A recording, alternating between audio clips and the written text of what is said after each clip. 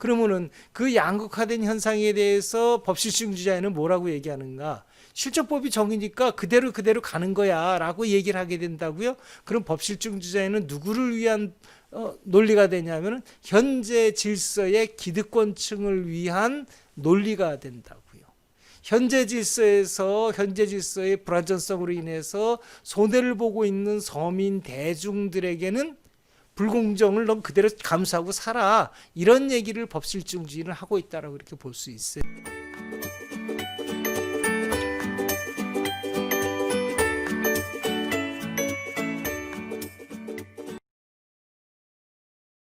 자연법주의는 인간 현실에서 우리가 가지고 있는 실정법에 앞서서 이미 스스로 존재하는 객관적인 실체로서의 어떤 로고스, 도덕, 이상적인 가치관이 있다는 생각이에요. 그 로고스, 도덕, 이상적인 가치관을 이름해서 우리가 일반적으로 자연법이라고 하는 거죠. 그래서 자연법주의다 이렇게 말하는 거예요. 자연법은 이상적인 존재이니까 뭐와 대비되냐면 현실에서 인간들이 만든 불완전한 법, 실정법이라고 그러는데 실제로 존재하는, 실제로 정해놓은 이런 법이죠. 그런 의미에서 실정법이에요. 현실에서 정해놓은 법이라는 의미에서 실정법이죠. 이 실정법과 구분이 되죠. 그리고 자연법주의 입장에서 볼 때는 자연법은 완벽한 도덕이고 완벽한 가치관이니까 실정법의 입장에서 볼 자연법은 척도가 되는 거예요. 실정법이 좋은 법인지 나쁜 법인지를 판단하는 기준이 되는 거죠. 따라서 실정법이 자연법에 위반되는 경우, 서로 내용이 모순되는 경우 실정법은 효력이 없다는 거예요. 왜냐? 실정법은 불완전한 법이니까 완전한 자연법의 입장에서 볼 때는 그 효력을 인정할 수 없고, 따라서 그 잘못된 실정법을 대신해서 자연법을 직접 적용하는 것이 마땅하다라고 하는 이런 어떤 이론이 자연법주의예요. 예를 들어서 독일에서 이제 히틀러가 독재 국가를 건설하고서 유태인을 말살하고 세계 대전을 일으켰는데 그 일으킬 때 실정법에 따라서 그런 일을 행했단 말이에요. 만일에 그 당시에 자연법이 인정됐다라면은 그 자연법이 실정법을 무력화시키고 인간의 존엄과 가치를 훼손하는 그런 상황, 전쟁 상황, 인간을 말살하는 상황을 초래하지 않을 것이다 라고 하는 생각이 자연법주의자들의 기본적인 생각이에요. 이처럼 자연법주의는 절대 군주 사회 또는 독일 나치스 이런 어떤 그 파시즘 사회에 대해서 권력자가 독재를 하는 상황에 대해서 만행을 저지르는 상황에 대해서 절대적인 가치, 절대적인 기준이 있으니까 그것을 위반되지 못하도록 해서 그것을 통제하고 제어하는 역할로서의 어떤 기능은 충분히 가지고 있다고 볼 수 있어요. 그러나 한편 뒤집어서 생각해 볼 때 자연법주의 자체가 인간을 말살하는 도구가 되기도 한다는 점에 주목해야 돼요.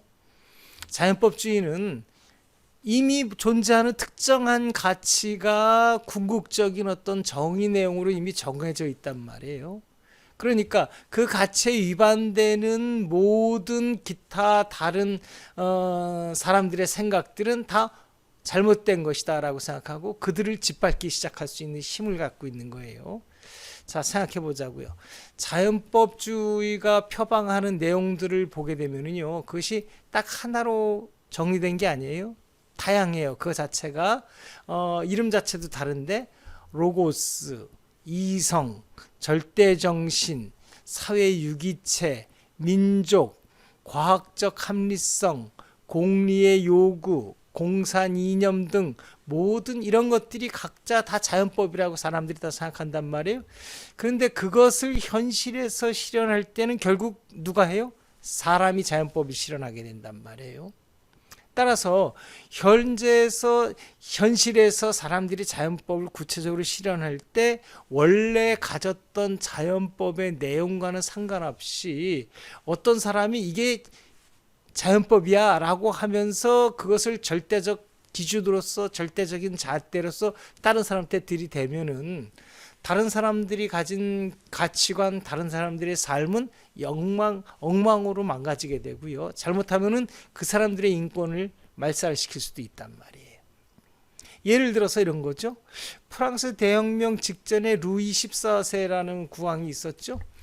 지미고 국가다라고 선언했어요. 왜 그렇게 선언했을까요? 신이라고 하는 절대적 가치가 있기 때문에 그런 선언을 한 거죠. 그러니까 신이 왕에게 신의 권한을 부여해 줬다. 그러니까 그러한 어떤 절대적 가치를 기준으로 루이 14세가 한 인간임에도 불구하고 지미고 국가다라고 얘기했고요. 모든 사람을 그거에 따라서 함부로 지가 결정할 수 있는 권한을 갖게 됐죠. 많은 사람들이 피해를 봤으면 물론이고요. 소련 공산주의도 그렇게 생각해 볼 수 있어요. 소련 독재자들이 독재 권력을 휘둘렀단 말이에요. 근거는 뭔가요? 과학적 공산주의라고 하는 합리성을 우리들이 가지고 있다. 그러니까 이 합리적 가치에 따라서 나머지 모든 기준들은 잘못된 것이다라고 얘기했죠. 그러니까 지금 이처럼 자연법주의는 절대군주, 파시즘, 공산주의에 이렇게 대항해서 그들의 독재 권력을 억제하기도 하지만 그 자연법 자체가 잘못 이용될 때는 스스로 절대군주를 만들기도 하고 파시즘이나 공산주의 등과 같은 권력이 되어서 다른 사람들을 핍박하는 도구가 되기도 한단 말이에요. 이런 면에서 볼 때 반드시 자연법주의가 좋다라고 말하는 것도 위험한 일이 되게 돼요. 왜냐? 인간이 자연법을 명확하게 인식할 수 없기 때문에 있는지 없는지도 모르고요. 있다 하더라도 그것을 인식하는데 한계를 가지고 있고 그것을 현실에 구현하는데 한계를 가지고 있기 때문이라고 볼 수 있어요. 아무튼 자연법이 이렇게 폭력을 행사하는 걸 어떤 학자는 이렇게 표현했죠. 도덕적 몽둥이질을 한다 이렇게 표현했어요. 아무튼 뭐 자연법이 가지는 어떤 장점과 단점을 한번 좀 잠깐 좀 생각해 봤고요. 이거에 비해서 이제 법 실증주의적인 입장을 한번 좀 생각해 볼게요. 뭐 자연법 기본적인 생각이 아까도 잠깐 얘기했지만 자연법이 존재하는지 여부가 의문이죠. 인간의 입장에서 볼 때는. 또 실제로 자연법이 존재한다고 하더라도 인간이 그것을 완벽하게 인식할 수 있느냐? 그 자신 없잖아요. 그렇죠. 또 어떤 사람이 그 자연법의 원리를 완벽하게 인식했다 하더라도 그걸 다른 사람하고 공유할 수 있을까? 누차 칸트 이론을 얘기하지만 시간과 공간 그리고 일정한 사고의 범주 속에 갇혀 있는 인간들끼리 서로 대화와 소통하는데도 완벽하게 소통이 안 된단 말이에요. 그러니까 공유하기가 힘들단 말이에요. 그렇다면은 절대적인 객관성은 인간이 상정할 수 있는 것이 못 돼요. 개인적으로는 그게 가능하다 할지라도 적어도 사회적으로 공유할 수 있는 그런 상황은 못 된단 말이에요. 이제 이쯤 생각이 이렇게 되면은 이제 법은 인간이 만든 것일 수밖에 없다라는 생각에 이르게 돼요. 이 생각을 법실증주의라고 그래요. 법은 실제로 증명되어 있는 그것이 바로 법이라는 생각이죠. 실제로 있는 법은 뭐예요?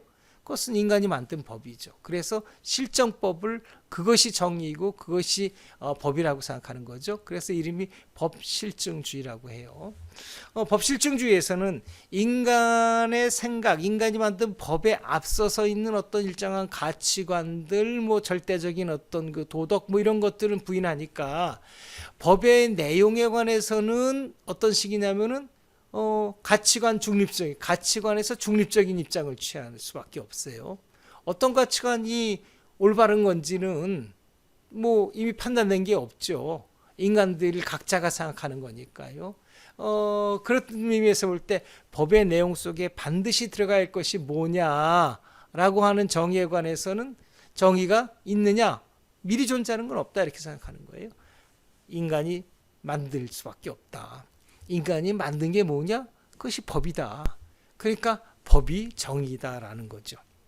이런 의미에서 정의는 올바르다는 의미에서 정의는 자연법에서 나오는 것이 아니라 실정법을 통해서 정리될 수밖에 없다. 정의될 수밖에 없다. 이런 어떤 생각을 갖게 되죠. 이런 생각에 의하면은 모든 실정법은 그 형태가 어떻든지 간에 그것이 정의예요. 그렇죠? 법실증주의에 의하면은 실정법은 어떤 경우에도 준수돼야 된다라고 이렇게 얘기되고요. 그것이 옳은지 그른지 판단할 수 있느냐? 없다. 법이기 때문에 정의이고 그러니까 무조건 준수한다. 당연히 악법이라는 개념이 그런 개념 자체가 존재할 수 없다. 이렇게 얘기가 나가게 되는 거죠. 그러니까 악법이라고 비판해요. 어떤 사람이. 그건 네 생각이고 실정법은 법이야. 이게 정의란 말이야. 이런 결론이에요. 결과적으로 악법도 법이라는 명제가 법실증주의에서는 성립되게 되죠.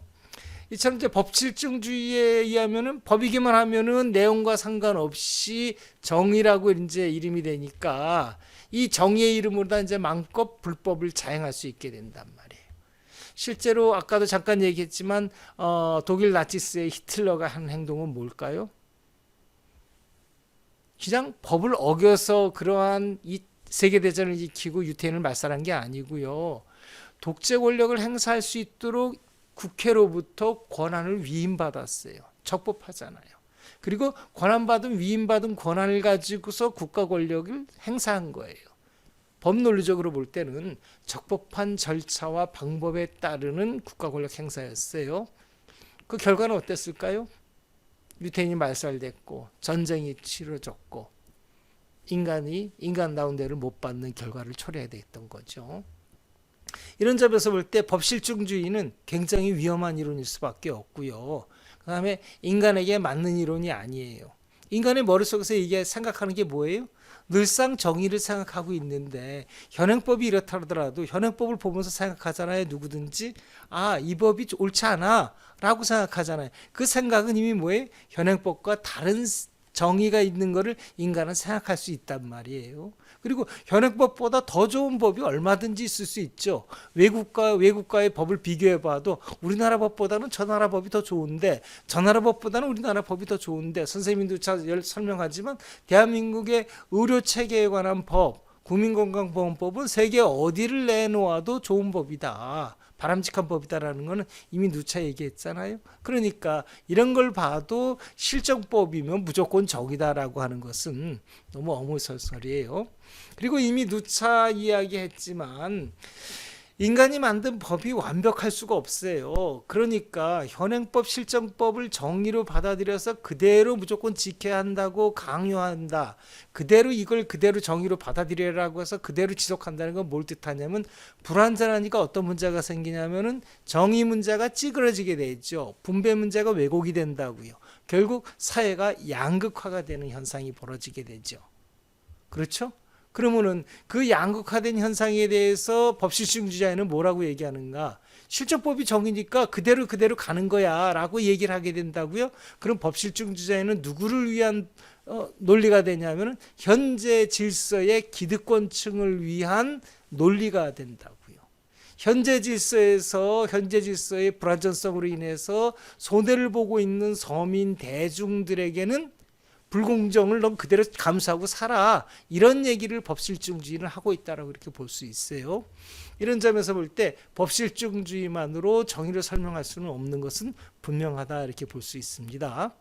그러면은 이렇게 정의 개념을 갖다가 둘 다 양쪽 자연법주의 그 다음에 법실증주의를 다 살펴봤는데 어떻게 하면 좋을까요? 이 어려운 문제죠.